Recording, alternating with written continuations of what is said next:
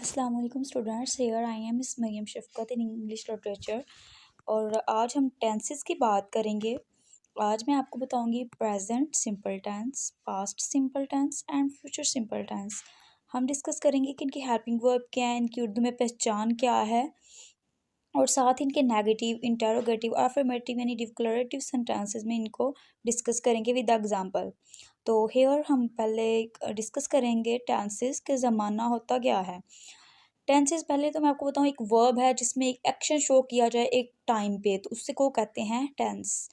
मतलब कि हमें कोई भी काम करता हुआ कोई शख्स नजर आई है, कोई और काम होता हुआ नज़र आ रहा है, वर्ब नज़र आ रहा है किसी टाइम पीरियड में, या वैसे ही कोई वर्ब नज़र आ रहा है, तो उसको हम वो किस में यूज़ होगा, टेंसेस में। तो यहाँ पे इसकी डेफिनेशन में है a verb based method used to indicate the time and sometimes the continuation or completeness of an action or state in relation to the time of speaking। ये जैसे कि शो हो गया कि वर्ब, इसमें क्या होगा, वर्ब शो होगा किसी का टाइम पीरियड के हवाले से, यहाँ पे किसी का काम कंप्लीट होना शुरू शो होगा।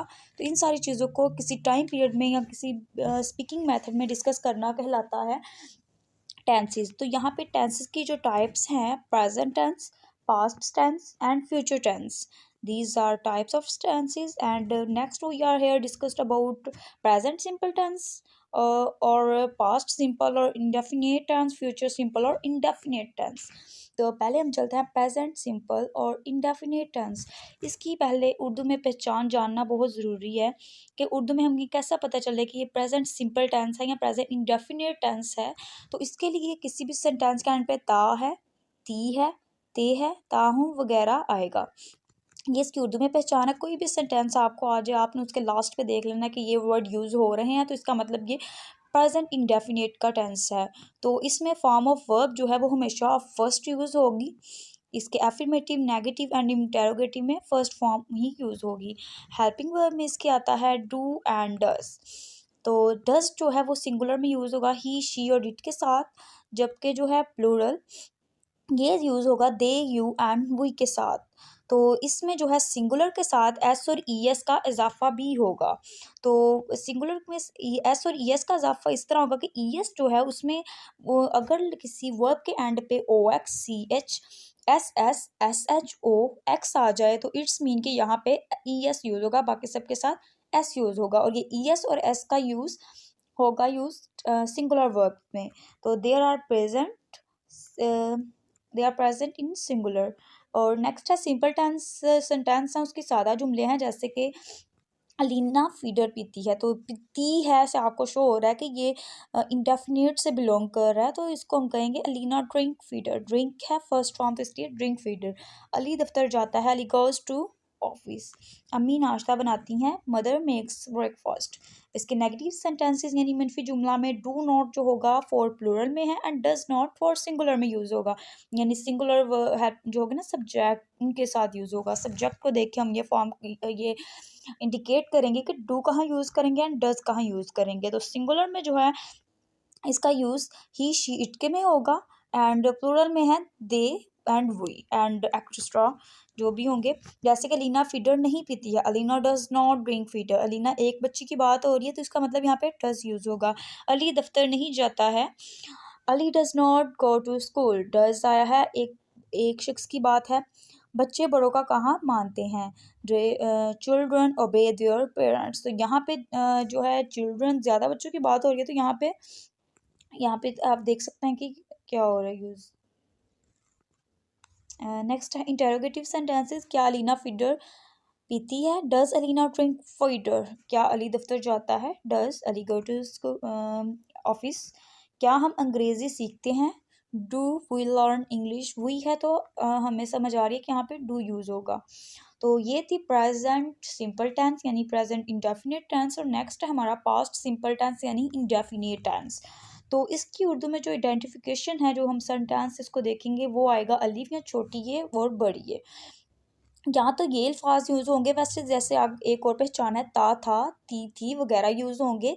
तो इसमें भी आप देख सकते हैं कि था में अलिफ एंड पे आ रहा है, तो ये शो करेगा कि ये पास्ट सिंपल टेंस यानी पास्ट इंडेफिनिट टेंस है। जैसे ती, थी में भी ये आ रहा है, ते, थे में भी बड़ी आएगा।